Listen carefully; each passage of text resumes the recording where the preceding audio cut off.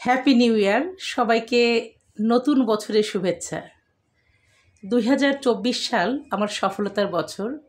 2024 সালে অনেক নতুন নতুন ঘটনার জন্ম নিয়েছে আমার জীবনে। আপনারা জানেন আমি পেশায় শিক্ষক এবং নেশায় লেখক, লিখতে ভীষণ পছন্দ করি। এই 2024 সালেই আমার বেশ কিছু আমার লেখার বেশ কিছু নতুন নতুন ক্যারেক্টার যুক্ত হয়েছে।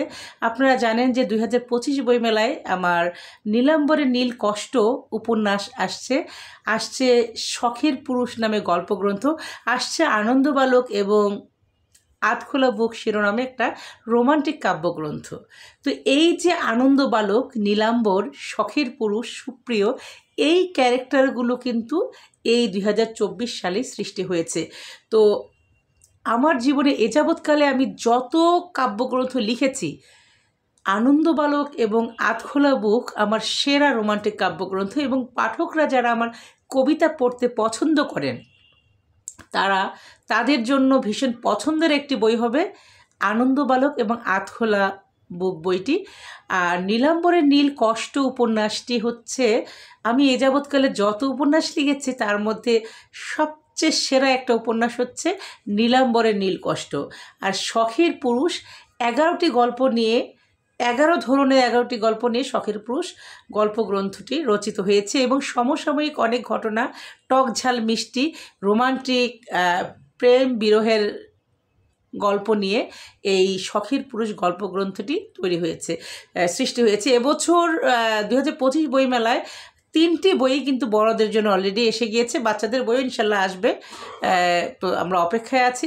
তো যে কথা বলছিলাম যে 2024 বইমেলায় আমার 4টা বই এসেছিল, তার মধ্যে 3টা বই ছিল শিশু সাহিত্য, একটা ছিল শুধুমাত্র বড়দের উপন্যাস, চিত্রনাট্যে ভুল ছিল। আর এবছর ঠিক তার উল্টো, এবছর 3টা বই কিন্তু বড়দের জন্য, নীলাম্বরের নীলকষ্ট উপন্যাস, আর হচ্ছে শখের পুরুষ হচ্ছে রোমান্টিক গল্পগ্রন্থ, আর হচ্ছে আনন্দবালক এবং আধখোলা বুক রোমান্টিক কাব্যগ্রন্থ। তো শিশু সাহিত্য আসবে ইনশাল্লাহ, অন্তত একটা হলেও শিশু সাহিত্য আসবে। তো 2024 সালটা কিন্তু আমার সফলতার বছর এই কারণে যে আমি এ যাবৎকালে যত পুরস্কার পেয়েছি 2024 সালে কিন্তু সবচেয়ে বেশি পুরস্কার পেয়েছি।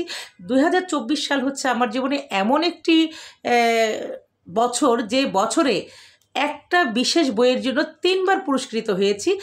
ক্লিন ভূতের কাণ্ড, শিশুত শিক্ষামূলক গল্পগ্রন্থ ক্লিন ভূতের কাণ্ড বইটির জন্য আমি 3বার পুরস্কৃত হয়েছি। এবছর পেয়েছি আমি রয়্যাল পাবলিকেশন সেরা লেখক সম্মাননা। এবছর পেয়েছি আমি আরও বেশ কিছু প্রিয় প্রকাশ সাহিত্য পুরস্কার, বাঙালির কণ্ঠ সাহিত্য পুরস্কার পেয়েছি, বাঙালি সাহিত্য পুরস্কার পেয়েছি, আরও বেশ কিছু পুরস্কার পেয়েছি। এই মুহূর্তে মনে আসছে না, আসলে এত পুরস্কার পেয়েছি মনে করতে পারছি না। তো 2024 সালটা আমার সফলতার বছর। আমি চাই 2025 সালটা এর চেয়ে বেশি সফলতা নিয়ে আসুক এবং আপনারা আপনাদের কাঙ্ক্ষিত লক্ষ্যে পৌঁছান এবং সবার স্বপ্ন পূরণ হবে এই 2025 সালে।